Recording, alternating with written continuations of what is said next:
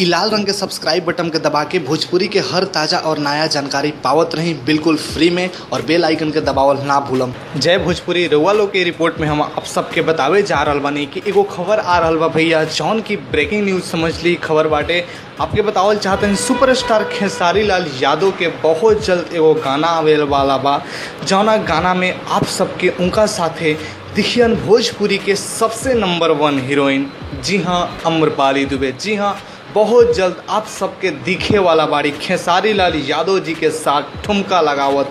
अम्रपाली दुबे जी। जी हाँ, ऐसा कहल जा रहा बा कि खेसारी लाल यादव जी के गाना में अम्रपाली दुबे देखियन एगो नया फिल्म आ रहा बा, जौन खेसारी लाल फिलहाल साइन कइले बाड़े। वो फिल्म का भी नाम नहीं दिहल गई, प्रोडक्शन नंबर से दिहल गई बा, प्रोडक्शन नंबर वो फिल्म के रखल गई बा, जौना में जैसे सत्या में पवन सिंह के साथे अम्रपाली दुबे एंट्री कैले रहे, वैसे ही खेसारी लाल यादव जी के साथे भी अम्रपाली दुबे आपके सिनेमा घर में चौंका दिहन जब फिल्म में आपके दिखियन एगो आइटम सॉन्ग करत या कोनो भी सॉन्ग हो सकता है, काहे कि एगो सॉन्ग खातिर आवे वाला बाड़ी अम्रपाली दुबे